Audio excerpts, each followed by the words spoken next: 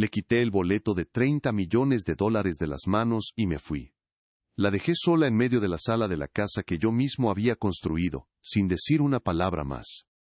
Sé que puede sonar como un acto cruel, el de un padre abandonando a su única hija, pero para entender por qué lo hice, necesitan saber lo que ella me dijo apenas 20 minutos antes, cuando pensaba que todo ese dinero era suyo. Nuestra historia no empezó con codicia, sino con un pequeño ritual de esperanza cada viernes.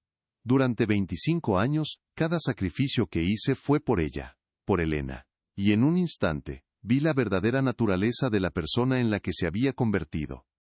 Esta no es solo una historia sobre dinero, es sobre una traición que nunca vi venir y la lección que mi hija estaba a punto de aprender. Si usted gusta de esta historia, por favor dele like a este video, suscríbase al canal, y comparta sus impresiones sobre esta historia en los comentarios. Ahora, déjeme llevarlo al principio de ese martes, el día en que nuestra vida cambió para siempre, y no de la manera que imagina. Mi vida, antes de ese martes, era un mapa de rutinas sencillas. Me despertaba a las 5 de la mañana, mucho antes de que el sol de Texas decidiera calentar las calles de San Antonio. El primer sonido del día era siempre el silbido de la vieja cafetera, un regalo de bodas de mi difunta esposa María. Su retrato todavía estaba en la repisa de la sala, joven y sonriente, con Elena en brazos. Cada mañana, al pasar, le daba los buenos días en silencio. Era mi forma de mantenerla cerca, de decirle que seguíamos adelante, su hija y yo. La casa no era grande, pero cada tabla del suelo, cada clavo en las paredes, los había puesto yo mismo. La construí durante los fines de semana a lo largo de 3 años, con el sudor de mi frente y la ayuda de amigos. El olor a aserrín y a pino siempre ha estado impregnado en el aire, un perfume que para mí significaba hogar, seguridad. Elena solía decir, cuando era pequeña, que yo olía a árboles. Se acurrucaba en mi regazo después de un largo día de trabajo, inhalaba profundo y decía, «Hueles a bosque, papá». Ese recuerdo, como tantos otros, vivía en las paredes de esa casa. El viejo sofá floreado en la sala, donde veíamos películas antiguas los domingos, tenía el tapiz desgastado, justo en el lugar donde Elena apoyaba la cabeza. La mesa de la cocina, de roble macizo que yo mismo había lijado y barnizado, tenía pequeñas muescas de los tenedores que se le caían de las manos cuando aprendía a comer sola. Eran cicatrices de una vida feliz, de una paternidad que abracé con todas mis fuerzas después de que María nos dejara. Todo mi mundo se redujo a esa pequeña niña de ojos grandes, y cada decisión que tomé desde entonces fue para asegurarme de que nunca le faltara nada. Pero de todos los rincones de esa casa, mi lugar más sagrado era un simple marco de puerta entre la cocina y la sala. Ahí, grabadas con un viejo lápiz de carpintero, estaban las marcas de la altura de Elena. Líneas finas, casi borradas por el tiempo, cada una con una fecha escrita con mi caligrafía temblorosa. La primera marca, apenas a 1 metro del suelo, decía, Elena 3 años 5 de mayo de 1999. Recuerdo ese día como si fuera ayer. La levanté en brazos para que viera la línea que acababa de trazar. Ella rió, un sonido puro y cristalino que llenó la casa de alegría. A su lado, había una marca final, mucho más alta, fechada el día que se graduó de la secundaria. Mi graduada 18 años 1 de junio de 2014. Mirar esas marcas era como ver pasar su vida en un instante, era la prueba tangible de mi amor, de mi dedicación. Nuestra vida era modesta. Mi trabajo como carpintero nos daba lo suficiente para vivir sin lujos. Pagamos la casa hace mucho tiempo, y mi única preocupación era asegurarme de que Elena tuviera la mejor educación posible. Trabajé turnos dobles durante el crudo invierno de 2015, para pagar los libros de su primer semestre en la universidad comunitaria. Vendí mi vieja camioneta Ford, la que había sido mi compañera de trabajo durante 15 años, para ayudarla con el pago inicial de su primer auto, un Honda Civic usado. Nunca me arrepentí de un solo sacrificio. Verla sonreír, verla tener las oportunidades que yo nunca tuve, era mi mayor recompensa. Nuestro único pequeño pacto con la esperanza, nuestro único ritual que rompía la monotonía, llegaba cada viernes. De camino a casa del trabajo, paraba en la misma pequeña tienda de la esquina, la del señor Rodríguez, y compraba un boleto de lotería. Siempre el mismo juego, siempre la misma apuesta de $2. No lo hacía por codicia, sino por el juego que compartía con Elena. Al llegar a casa, le entregaba el boleto, y ella con un bolígrafo, elegía los números. Era una combinación sagrada para nosotros, el cumpleaños de su madre, su propio cumpleaños, el mío, el día que nos mudamos a la casa, y el número de la dirección. Era nuestro pequeño sueño compartido, una fantasía de un par de minutos en la que imaginábamos qué haríamos con el dinero. Arreglaríamos el techo, papá, decía ella, y comprarías una camioneta nueva, una de verdad. Yo siempre respondía lo mismo, y tú podrías terminar la universidad sin deudas. Ese martes por la mañana, nada indicaba la tormenta que se avecinaba. El sol entraba por la ventana de la cocina, creando patrones de luz sobre la mesa de roble. Yo estaba en mi pequeño taller en el patio trasero, lijando una cuna de pino para el hijo de un vecino. El aire olía a madera fresca y a café. Me sentía en paz, un hombre de 62 años cuya vida no había sido fácil pero sí plena.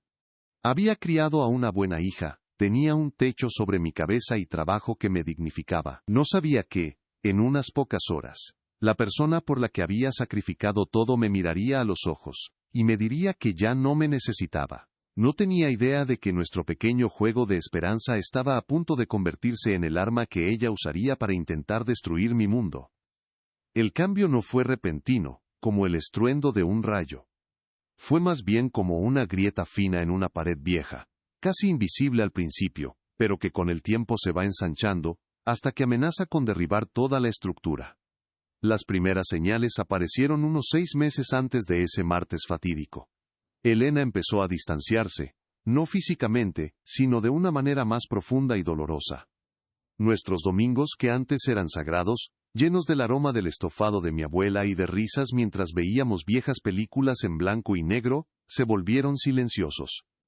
Ella pasaba la mayor parte del tiempo con la mirada clavada en la pantalla de su teléfono, sus pulgares moviéndose a una velocidad que yo no podía comprender. Sus respuestas a mis preguntas eran monosílabos.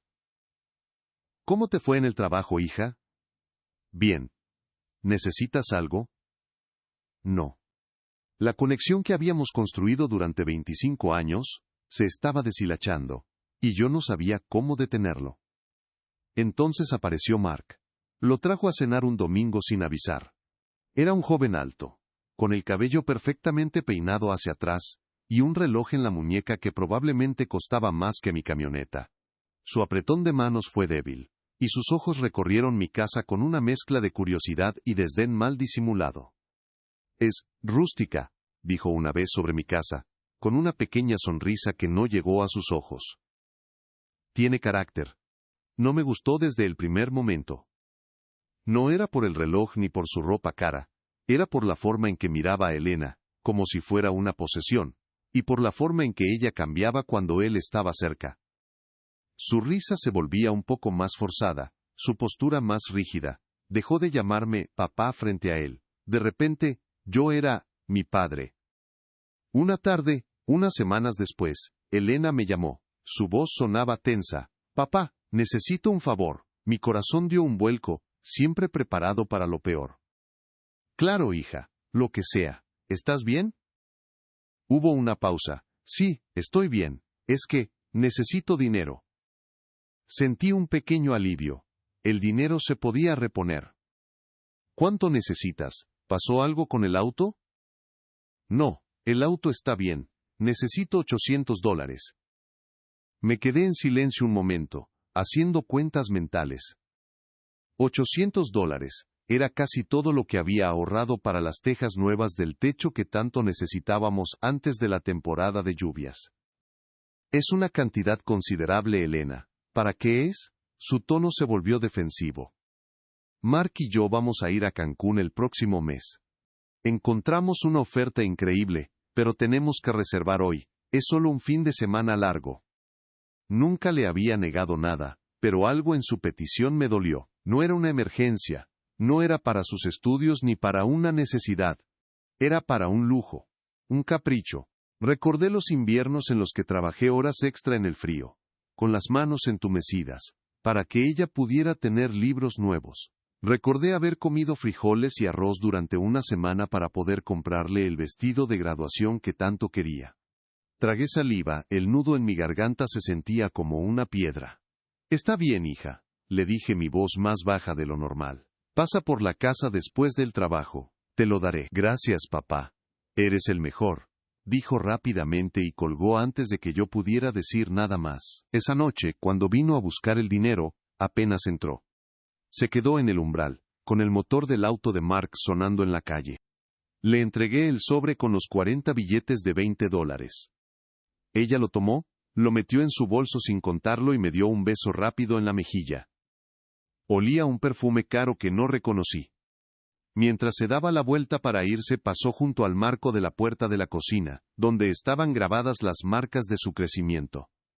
Pasó junto a ella sin siquiera mirarlas. Mi mirada, sin embargo, se quedó fija en esas líneas de lápiz.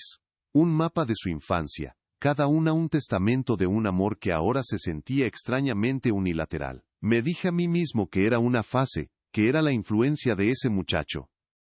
Que mi Elena, la niña que olía a árboles y se reía con el alma, seguía ahí, en algún lugar, pero en el silencio de la casa esa noche, mientras escuchaba el viento golpear las tejas viejas del techo, sentí un frío que no venía de la ventana. Era la primera vez que sentía que estaba perdiendo a mi hija, mucho antes de que el dinero entrara en nuestras vidas. El martes que ganamos la lotería empezó como cualquier otro, pero terminó en un silencio tan denso que podía sentirlo en los huesos. Cuando los números aparecieron en la pantalla del televisor, idénticos a los del pequeño papel que Elena sostenía, el mundo se detuvo. $30 millones.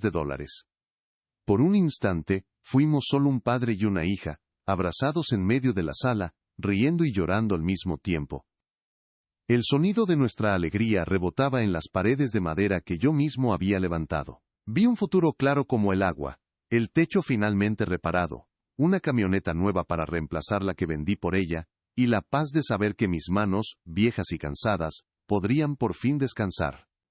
La vi a ella, libre de deudas, con un futuro brillante por delante. Nos vi a nosotros, juntos, finalmente teniendo un respiro. La celebración duró menos de 20 minutos. El cambio en Elena fue tan rápido y brutal que se sintió como un golpe físico. Se apartó de mi abrazo, y el calor de su cuerpo se desvaneció al instante.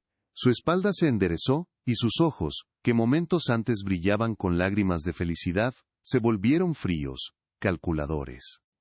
Se secó las mejillas con el dorso de la mano, no con la ternura de quien llora de alegría, sino con la eficiencia de quien se limpia el polvo de la ropa. Cogió su teléfono, pero no para llamar a sus tíos o a sus primas para compartir la noticia. Marcó un número, con una precisión escalofriante. Su voz, cuando habló, era la de una extraña. Sí, hola. Hablo para agendar una cita con un asesor financiero. Mi nombre es Elena Morales. Acabo de entrar en posesión de una suma considerable. 30 millones. Colgó, y se giró hacia mí. Su rostro era una máscara de resolución, desprovisto de cualquier emoción que yo pudiera reconocer. El aire en la habitación se había enfriado. Necesito que hagas una maleta, dijo. Su tono era plano, como si me estuviera pidiendo que sacara la basura. Pensé que había oído mal. El zumbido de la emoción todavía resonaba en mis oídos. ¿Qué dijiste, hija? Repitió las palabras, más despacio esta vez, articulando cada sílaba como si yo fuera un niño o un tonto. ¿Qué? Hagas una maleta. La casa se va a vender. Voy a empezar una nueva vida, una vida de verdad. Ya no te necesito, papá. Vete. Las palabras quedaron suspendidas en el aire, afiladas como fragmentos de vidrio. Vete. La palabra resonó en el espacio entre nosotros. De repente, la sala se sintió pequeña y sofocante. Las paredes que yo había construido con tanto amor parecían cerrarse sobre mí. Mi mente se inundó de imágenes, una avalancha de sacrificios. Las noches de invierno trabajando turnos dobles con el frío calándome los huesos para pagar sus libros de la universidad. El día que vendí mi vieja camioneta Ford, mi compañera de trabajo, para que ella tuviera su primer auto. Las innumerables veces que me senté a su lado, sosteniendo su mano durante una fiebre o secando sus lágrimas por un corazón roto. Había construido mi mundo entero alrededor de ella, y con 4 palabras me había sentenciado a la calle. Me quedé allí, paralizado. El olor a pino del taller, que todavía estaba impregnado en mis manos, de repente se sintió ajeno. La observé mientras sus ojos recorrían la habitación, no con nostalgia, sino con el juicio de un tasador. Señaló el viejo sofá floreado, el lugar donde le leía cuentos antes de dormir. Toda esta basura se va a tirar, dijo, su voz un inventario cruel de nuestra vida compartida. Necesito un espacio limpio, moderno, minimalista. Me estaba borrando. Estaba borrando nuestra historia. Un dolor hueco se extendió por mi pecho, una agonía más profunda que la pérdida de mi esposa. Sentí que me encogía, convirtiéndome en un fantasma en mi propia casa. Caminé hacia mi cuarto, mis pies moviéndose como si estuvieran sumergidos en cemento. Saqué mi vieja maleta de lona del armario. No sabía qué empacar. ¿Qué se lleva uno cuando lo echan de su propia vida? Cuando volví a la sala, listo para dejar atrás el único hogar que había conocido, ella estaba de pie junto a la puerta. Sostenía el boleto de lotería en alto, entre el pulgar y el índice, como un trofeo.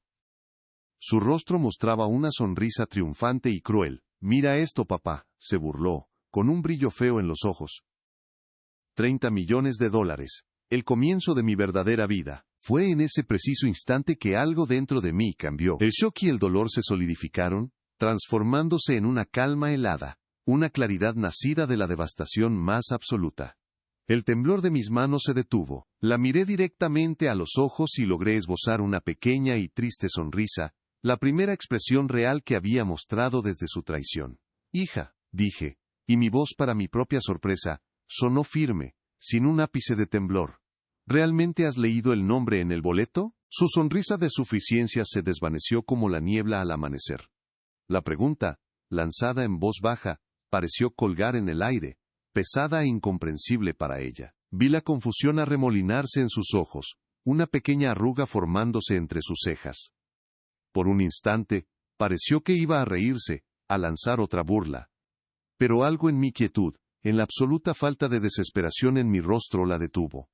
Lentamente, como si sus brazos pesaran 1 tonelada, bajó el boleto de lotería hasta que estuvo a la altura de sus ojos. Su mirada recorrió los números ganadores una vez más, y luego, finalmente, descendió a la pequeña línea en la parte inferior. La línea donde el comprador firma su nombre. El cambio fue instantáneo y devastador. Todo el color abandonó su rostro, dejándola con la palidez cerosa de una estatua de mármol.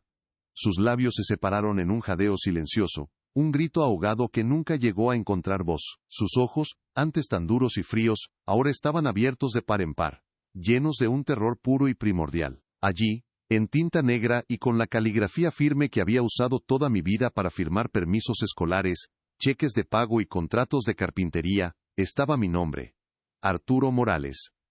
Mientras la observaba desmoronarse, el dolor agudo en mi pecho no desapareció. Se transformó, se endureció convirtiéndose en un núcleo de hielo. La tormenta de tristeza y traición que había rugido dentro de mí se calmó, dejando tras de sí una claridad glacial. Ya no era un padre con el corazón roto. Era un hombre que había visto el fondo del abismo y había decidido no saltar. Mi mirada se desvió de su rostro pálido y pasó por encima de su hombro, fijándose en el marco de la puerta de la cocina. En esas marcas de lápiz desvaídas, vi a la niña de 3 años que se reía en mis brazos, a la adolescente que se quejaba de que yo la avergonzaba, a la joven mujer a la que le había dado todo. Y entendí que esa persona ya no existía. La mujer que estaba frente a mí era una extraña. En ese silencio, tomé una decisión. No habría gritos. No habría súplicas ni recriminaciones. Las palabras habían demostrado ser inútiles, armas que ella había usado para herirme. A partir de ese momento, solo hablarían mis acciones. Un plan comenzó a formarse en mi mente, no con furia, sino con la precisión lógica con la que diseñaría un mueble. Cada pieza en su lugar, cada paso calculado. Ella pensó que me había destruido. Estaba a punto de descubrir que solo me había despertado. No iban a ver esto venir. Ni ella ni su novio Mark. Extendí mi mano, no con brusquedad sino con una calma deliberada. Sus dedos, que sostenían el boleto, estaban flácidos, sin fuerza. Tomé el pequeño papel de su mano. Se sintió increíblemente frágil, casi insignificante para contener el peso de $30 millones y la ruina de una familia. Lo doblé cuidadosamente por la mitad y lo deslicé en el bolsillo de mi camisa, junto a mi corazón. Ella no se movió, no parpadeó. Solo se quedó allí, congelada en la realización de su propio error catastrófico. No dije una palabra más. Me di la vuelta, tomé mi vieja maleta de lona y caminé hacia la puerta principal. Cada paso sobre el suelo de madera que yo había instalado resonaba con una finalidad absoluta. El juego no había terminado, para mí, apenas estaba comenzando. La puerta de mi casa se cerró a mis espaldas con un sonido sordo y definitivo. No miré hacia atrás. Caminé por la acera de cemento que yo mismo había vertido en el verano de 1999. Pasé junto al roble que planté cuando Elena nació, y no me detuve hasta llegar a la esquina. El aire de la noche era fresco, pero no sentía frío.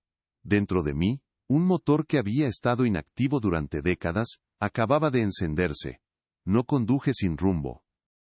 Fui directamente al Motel 6 que estaba junto a la autopista I-10, un lugar anónimo donde nadie haría preguntas. Pagué en efectivo por 3 noches. $195. La habitación olía a desinfectante de pino y a un vago rastro de cigarrillo. Era impersonal, fría, todo lo contrario a mi hogar. Y en ese momento, era exactamente lo que necesitaba. Me senté en el borde de la cama, cuya colcha sintética raspaba contra mi pantalón de trabajo, y saqué el boleto del bolsillo de mi camisa. Lo desdoblé sobre la mesita de noche bajo la luz amarillenta de la lámpara. $30 millones. Lo miré durante mucho tiempo, no como un premio, sino como una herramienta. Un arma.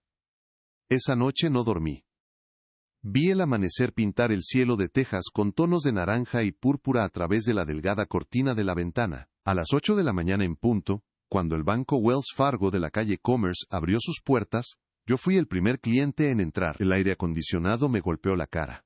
Me acerqué a una joven empleada con una placa que decía, Sofía. Le expliqué, con voz tranquila, que necesitaba alquilar una caja de seguridad, la más pequeña que tuvieran. Me llevó a una bóveda fría y silenciosa. El proceso fue metódico.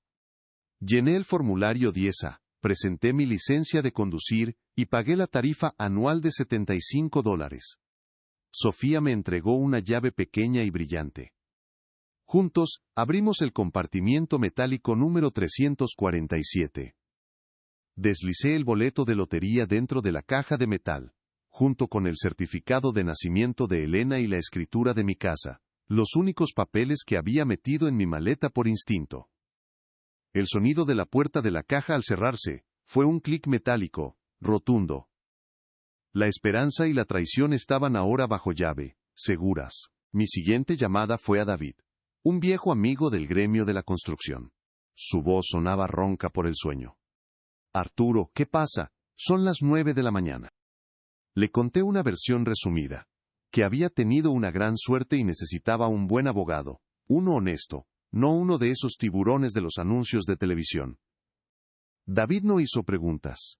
Me dio un nombre, Ricardo Ramírez. Es un tipo serio, Arturo. Su oficina está en el centro. No es barato, pero es el mejor. Dile que vas de mi parte. Llamé a la oficina del señor Ramírez de inmediato. Su secretaria me dio una cita para esa misma tarde, a las 2. La consulta inicial costaría $350 por la primera hora. Acepté sin dudar. Colgué el teléfono y vi que tenía 7 llamadas perdidas de Elena y 15 mensajes de texto. No abrí ninguno. Ver su nombre en la pantalla ya no me causaba dolor. Solo una fría determinación. El pánico de ella era ahora su problema, no el mío. La oficina del abogado Ramírez estaba en un edificio antiguo pero bien cuidado. Olía a papel viejo y a café fuerte. El señor Ramírez era un hombre de mi edad, con el cabello plateado y unos ojos agudos que parecían ver más allá de las palabras. Le conté toda la historia, desde nuestro ritual de los viernes hasta las palabras exactas que Elena me había dicho. No omití nada, ni siquiera el dolor en mi propia voz al relatarlo. Él escuchó en silencio, sin interrumpir, solo asintiendo de vez en cuando. Cuando terminé, se reclinó en su silla de cuero, que crujió suavemente. Arturo, dijo, su voz era grave y calmada. Primero, felicidades y lo siento, todo en la misma frase. Segundo, hiciste bien en venir de inmediato, y sobre todo en no responder a sus llamadas. Sacó un bloc de notas legal. Tenemos 180 días desde la fecha del sorteo para reclamar el premio. No hay prisa. De hecho, la prisa es nuestra enemiga ahora mismo. Me explicó el plan, con una claridad que me tranquilizó. Paso 1. Establecer una entidad legal, un fideicomiso revocable, para reclamar el premio. El fideicomiso se llamaría el Roble Fuerte Trust, un nombre que sugerí en honor al árbol que planté para Elena. Esto protegería mi identidad del público y crearía una barrera legal sólida. El costo para establecerlo sería de aproximadamente $2.500. Paso 2. Contratar a un asesor financiero recomendado por su firma para gestionar los fondos una vez reclamados. Paso 3. Decidir qué hacer con la casa. Legalmente, era mía. La escritura estaba a mi nombre y al de mi difunta esposa. Elena no tenía ningún derecho sobre ella. Ella puede intentar argumentar que había un acuerdo verbal sobre el boleto, continuó Ramírez, pero la firma es una evidencia contractual poderosa. Su intento de echarte de la casa, Arturo, será nuestro argumento más fuerte en contra de cualquier reclamo que ella intente hacer. Se llama ingratitud filial, y aunque no es un término legal exacto, pinta un cuadro muy claro para cualquier juez. Salí de su oficina 2 horas después con una carpeta llena de documentos y una hoja de ruta clara. Pagué la consulta de $350 y programé nuestra próxima reunión para el lunes siguiente, 31 de octubre. Mientras caminaba de regreso a mi camioneta, finalmente saqué mi teléfono. Los mensajes de Elena habían escalado de la confusión al pánico, y ahora a una falsa preocupación. Papá, ¿dónde estás? Estoy preocupada. Papá, por favor, contesta. Cometí un error. Estaba en shock. Papá, Mark y yo te estamos buscando. ¿Estás bien? Te queremos. El último mensaje era de hacía solo 5 minutos. Era diferente. Sé que estás intentando asustarme. No te saldrás con la tuya. La mitad de ese dinero es mío. Hablaremos con un abogado. Sonreí por primera vez en 24 horas. Una sonrisa sin alegría, afilada como el borde de un cincel. Adelante, hija, susurré para mí mismo. Habla con tu abogado. Porque yo ya tenía el mío, y mi plan no se basaba en la emoción o la codicia. Se basaba en la ley, en los hechos, y en la fría y dura madera de la justicia que estaba a punto de empezar a tallar. Las semanas que siguieron a mi salida de casa se convirtieron en un ejercicio de disciplina y paciencia. Me mudé del motel a un pequeño apartamento amueblado en el norte de la ciudad. Un lugar con paredes blancas y anónimas y muebles que no contaban ninguna historia. Pagaba $1,200 al mes, un gasto que ahora podía permitirme sin pensarlo 2 veces. El lugar era limpio, funcional y estéril. No olía a pino ni a café recién hecho. Olía a nada. Y esa ausencia de familiaridad era mi armadura. Cada mañana me despertaba a las 5, como siempre, pero en lugar de ir a mi taller, me sentaba en la pequeña mesa del comedor con una libreta y un bolígrafo, repasando los pasos del día. Mi vida ya no se medía en tablas de madera cortadas, sino en tareas legales y financieras completadas. El 31 de octubre, tal como habíamos planeado, me reuní con Ricardo Ramírez. Firmamos los documentos finales para crear el Roble Fuerte Trust. El costo total del servicio legal fue de $2,750, pagados con un cheque de caja. El fideicomiso quedó oficialmente registrado en el condado de Bexar, con el número de identificación fiscal 893456721. Con esa estructura legal en su lugar, el siguiente paso era reclamar el premio. El 15 de noviembre de 2022, acompañado por Ricardo, me presenté en las oficinas de la Comisión de Lotería de Texas en Austin. El proceso fue sorprendentemente burocrático y anticlimático. Presentamos el boleto, mi identificación, y los documentos del fideicomiso. Un funcionario verificó todo bajo una lámpara de aumento. Tras una espera de 45 minutos en una sala de conferencias sin ventanas, nos confirmaron que el boleto era válido. Opté por el pago único en lugar de la anualidad. El monto bruto era de $30 millones. Después de la retención de impuestos federales del 24%, que ascendía a $7.200.000, y sabiendo que debería pagar un 13% adicional al final del año fiscal, el pago neto que se transferiría a la cuenta del fideicomiso era de $22.800.000. Ricardo me explicó que, aunque Texas no tiene impuesto estatal sobre la renta, la obligación federal era ineludible. 2 días después, el 17 de noviembre, la suma de $22.800.000. 00 apareció como un depósito en la nueva cuenta de cheques del fideicomiso en JP Morgan Chase, cuenta número 743-001987. Mirar esos números en el extracto bancario no me produjo euforia. Sentí el peso de la responsabilidad, un frío y pesado ancla de la realidad. Con los fondos asegurados, era hora de abordar el asunto de la casa. El 21 de noviembre, Ricardo redactó una notificación formal.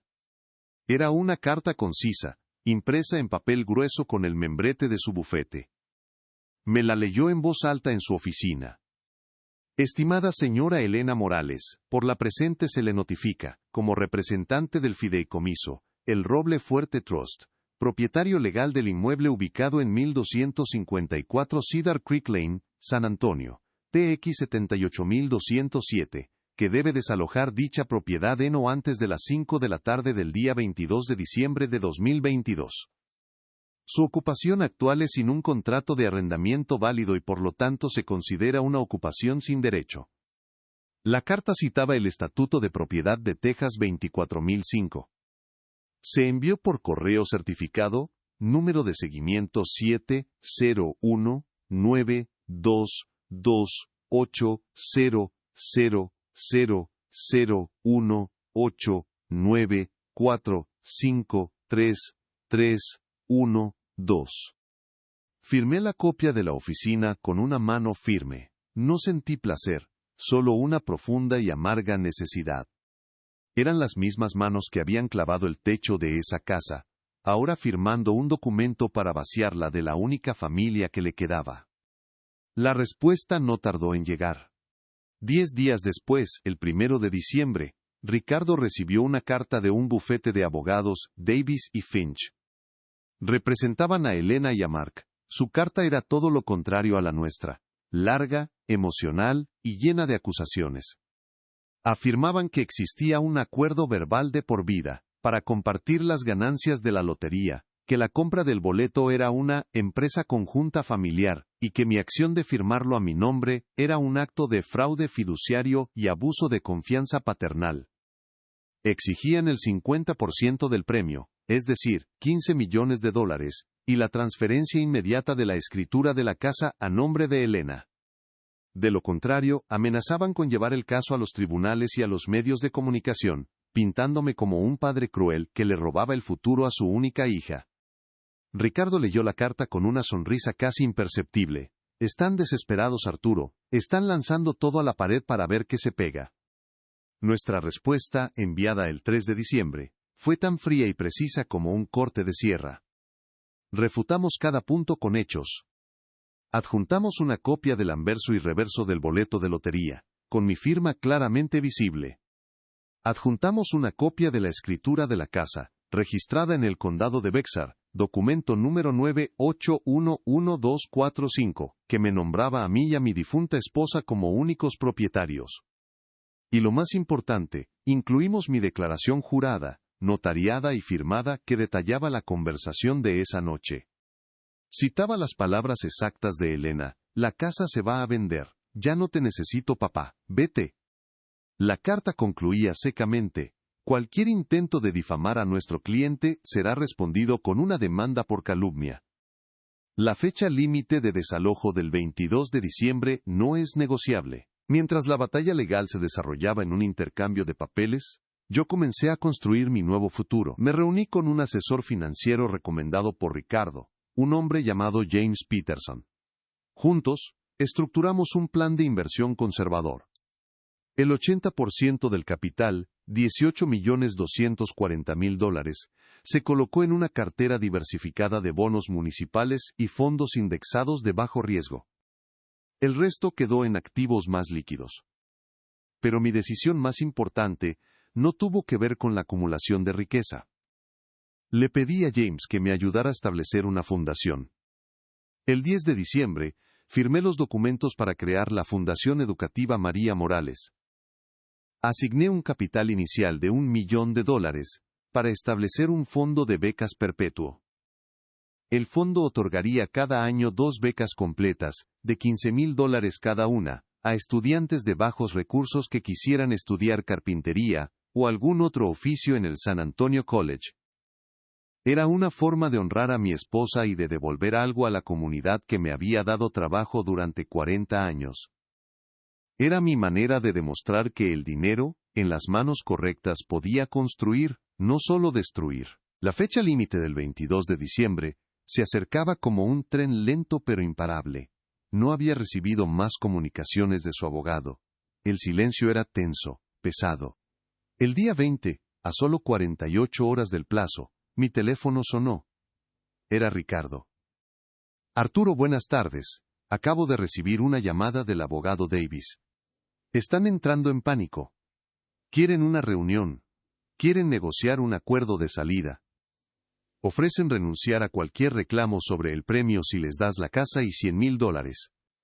Me quedé en silencio por un momento, mirando por la ventana de mi apartamento anónimo el tráfico de la tarde. Vi a un padre caminando de la mano con su hija pequeña, ambos riendo. Un dolor sordo, un eco del hombre que solía ser, me atravesó el pecho. Pero se fue tan rápido como llegó. Mi voz, cuando finalmente hablé, era tranquila y absolutamente clara. No, Ricardo, dije. No hay reunión. No hay negociación. El plazo es el plazo. Nos vemos el día 23 con el cerrajero. Colgué el teléfono. El juego de las palabras había terminado. Ahora solo quedaban las consecuencias. La mañana del 21 de diciembre me desperté antes del amanecer, como siempre. Pero en lugar del familiar olor a aserrín, el aire de mi apartamento temporal era neutro, estéril. No había recuerdos en las paredes, ni marcas de crecimiento en los marcos de las puertas. Era un lienzo en blanco, y eso me daba una extraña sensación de paz. Mientras el café goteaba lentamente en la cafetera, me senté a la mesa de la cocina y miré el calendario. Un círculo rojo rodeaba el número 22. Mañana. No sentía ansiedad, solo una tranquila resolución. Había puesto en marcha una serie de engranajes, y ahora solo tenía que esperar a que giraran hasta su conclusión natural. El silencio se rompió a las 9:15 de la mañana con un golpe en la puerta. No fue un golpe amistoso, fue duro, impaciente. Sabía quiénes eran antes de mirar por la mirilla. Abrí la puerta. Elena y Mark estaban de pie en el pasillo anónimo. Ella parecía demacrada, con ojeras oscuras bajo los ojos. Llevaba un abrigo caro que nunca le había visto, pero parecía encogida dentro de él, como si no le perteneciera. Mark, a su lado, era todo lo contrario. Su postura era rígida, su mandíbula apretada. Su arrogancia era un escudo tan visible como el costoso reloj en su muñeca. Por un momento, nadie dijo nada. El único sonido era el zumbido de las luces fluorescentes del pasillo. «Papá», dijo Elena finalmente, su voz un susurro quebrado. «Por favor, tenemos que hablar». Me hice a un lado, dejándolos entrar. No por cortesía, sino porque quería que esta conversación ocurriera en mi territorio, no en el umbral. Entraron y se quedaron de pie en medio de la pequeña sala, luciendo fuera de lugar entre los muebles genéricos. Mark fue el primero en inspeccionar el lugar, sus ojos moviéndose con desdén. «Así que aquí es donde te has estado escondiendo», dijo Mark, con una media sonrisa que no ocultaba su desprecio. «Bastante deprimente, ¿no crees? Especialmente para un multimillonario». Ignoré su comentario. Mi mirada estaba fija en Elena. «No hay nada de qué hablar, hija. Ricardo, mi abogado, fue muy claro. «No puedes hacernos esto», exclamó ella, su voz subiendo de tono, perdiendo el control. «Esa es mi casa, la casa donde crecí». «Era mi casa», la corregí suavemente, mi voz tranquila pero firme. «La casa que construí con mis propias manos para criar a mi hija, la misma hija que me dijo que hiciera una maleta y me fuera». Cada palabra era un hecho, no una acusación, y eso pareció desarmarla más que cualquier grito. Se estremeció como si la hubiera abofeteado. Mark dio un paso adelante, interponiéndose ligeramente entre nosotros. «Escuche, señor Morales, sea razonable», dijo, adoptando un tono condescendiente, como si le hablara a un niño. Elena estaba alterada. El shock del dinero. La gente dice cosas que no siente, pero somos familia. Y la familia se cuida. Podemos olvidar todo este asunto legal. Danos la casa, y digamos. $250,000 para empezar de nuevo, y retiraremos todas nuestras reclamaciones. Me quedé mirándolo, asombrado por su audacia.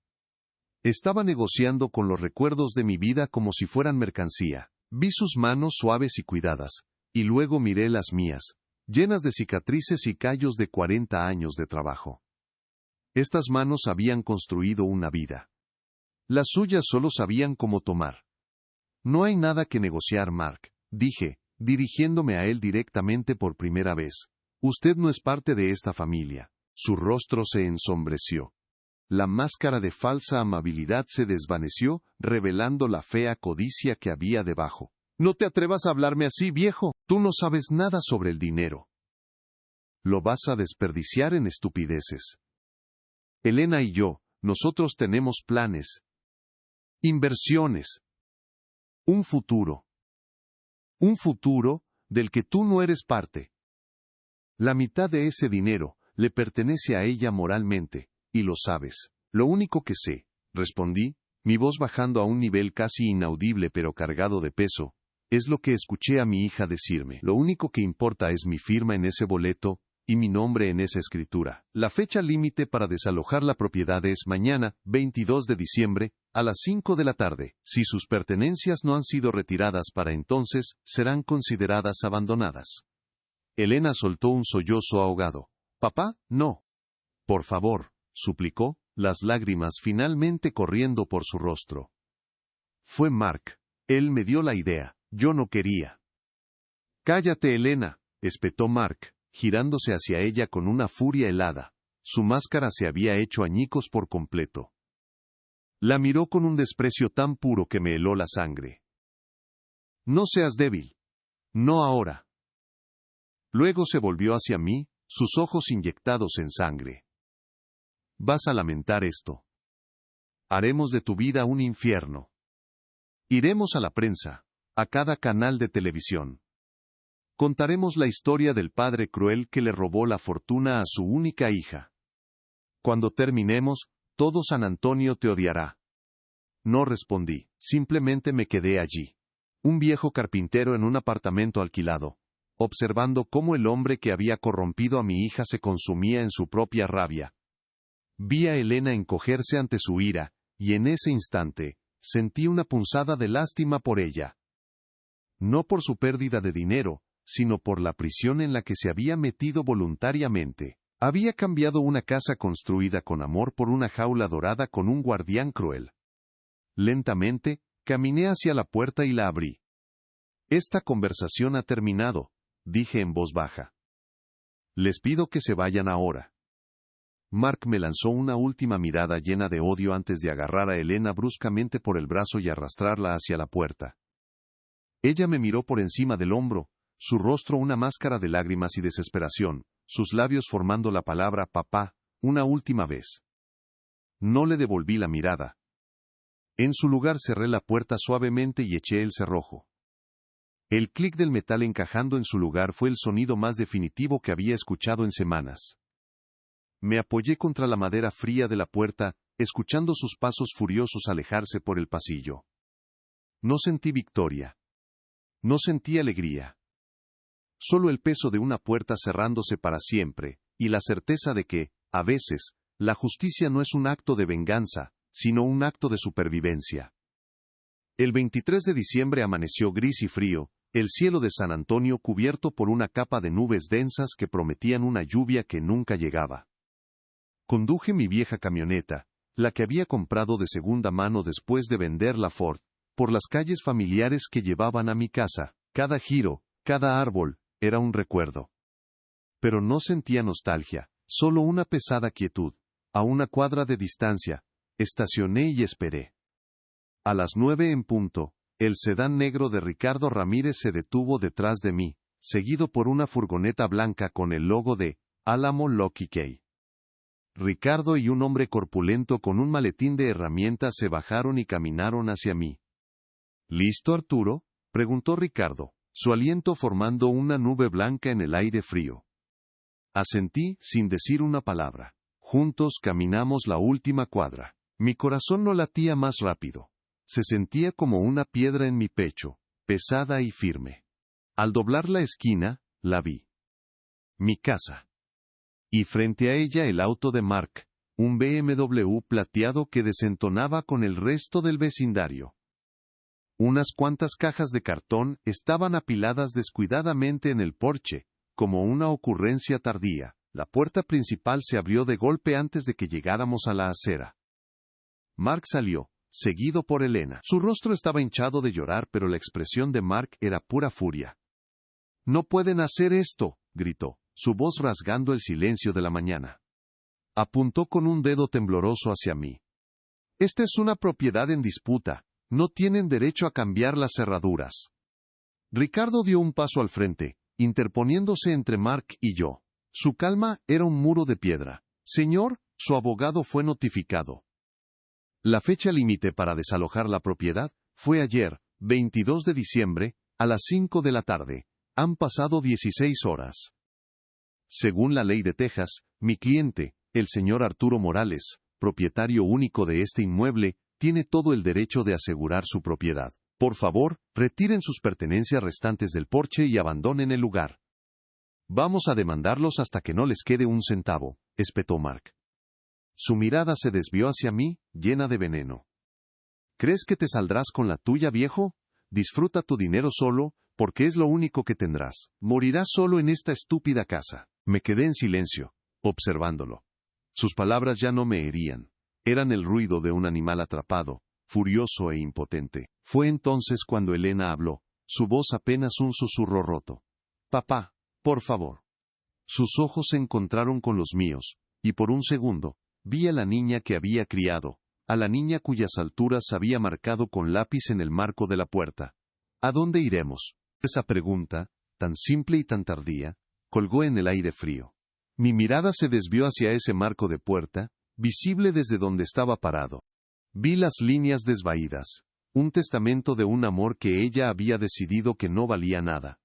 El dolor estaba ahí, sordo y profundo, pero no cambió mi resolución. Volví a mirarla, y la niña había desaparecido de nuevo, reemplazada por la mujer que había tomado su decisión.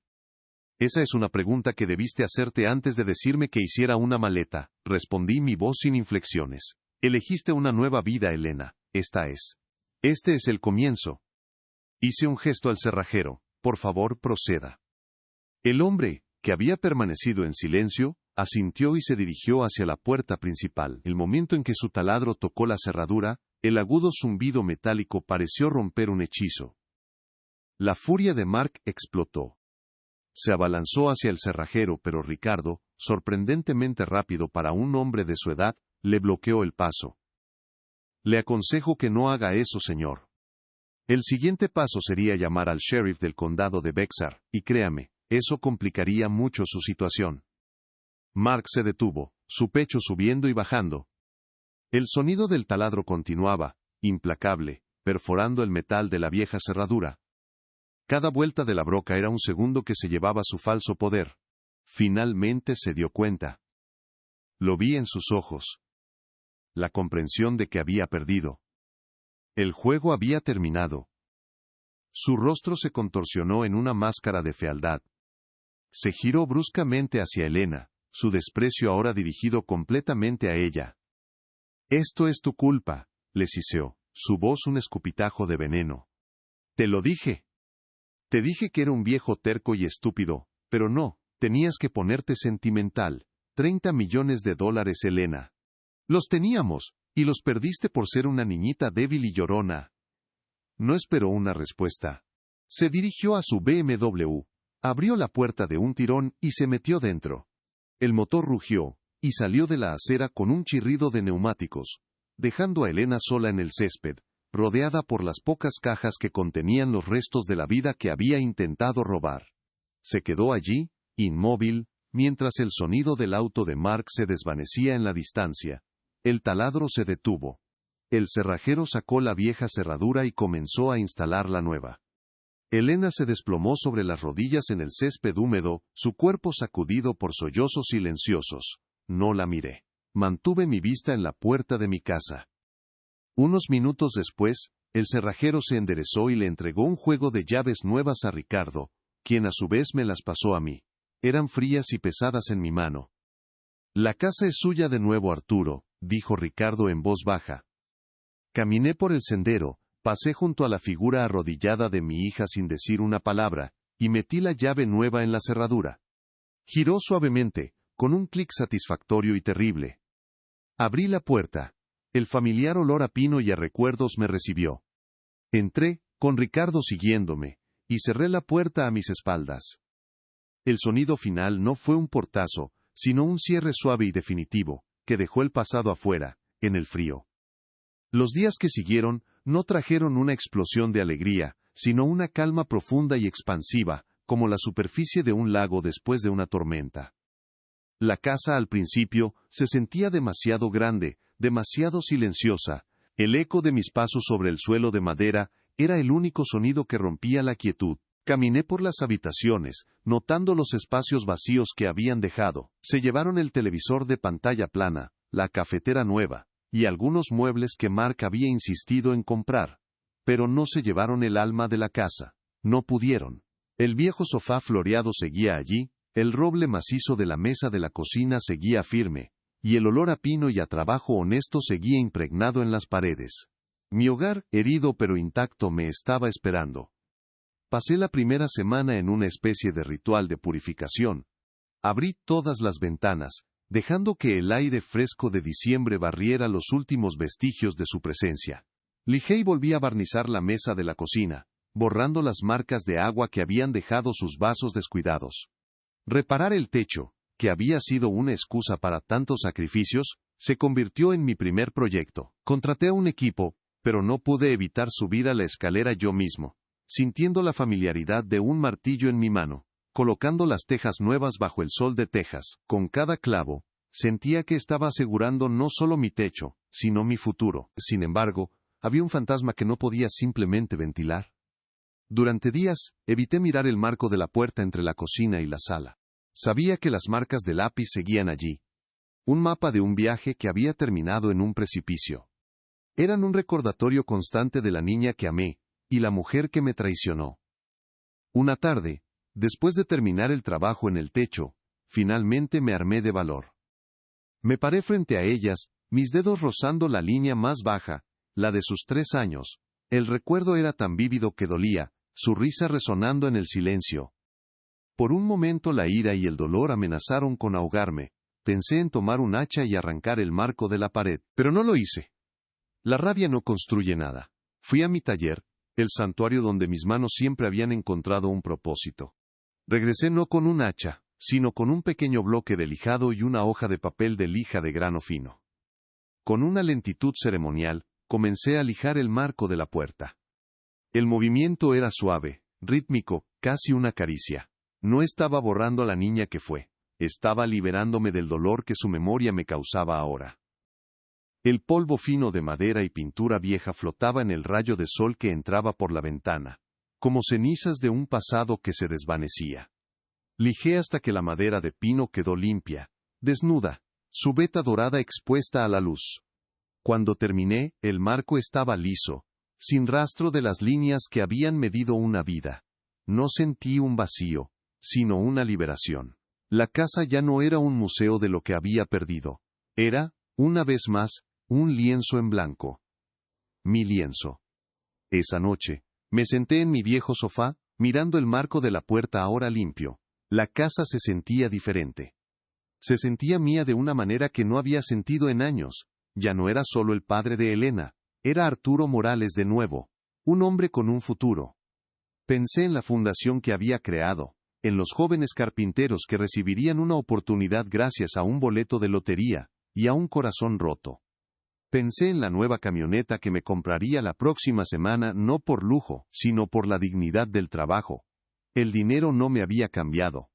Simplemente me había dado las herramientas para reconstruir lo que la traición había intentado derribar. Y en el silencio de mi hogar recuperado, entendí la lección final. A veces, la mayor victoria no es ganar una fortuna, sino tener la fuerza para lijar el pasado y empezar a construir de nuevo. Si a usted le gustó esta historia, no olvide dejar su like, suscribirse al canal y escribir en los comentarios qué le pareció. Quiero mucho saber su opinión. Aquí siempre encontrará historias que emocionan, sorprenden y traen lecciones para llevar para la vida. Miro a mi alrededor, a esta casa que ahora respira de nuevo, y entiendo la lección más importante que esta fortuna me ha enseñado. El dinero no corrompe a la gente, simplemente les da el permiso para mostrar quiénes han sido siempre. Mi hija no se perdió en esos 30 millones de dólares, se reveló en ellos. Al lijar el marco de esa puerta, no estaba borrando los recuerdos de la niña que amé con toda mi alma. Estaba limpiando la herida, quitando el veneno de la traición para que la cicatriz pudiera sanar fuerte y limpia. La verdadera riqueza, la que nadie te puede quitar, no está en una cuenta bancaria. Está en las manos que saben construir, en la dignidad que te impide arrodillarte y en la paz que sientes cuando sabes que has hecho lo correcto aunque duela. Mi vida no terminó esa noche.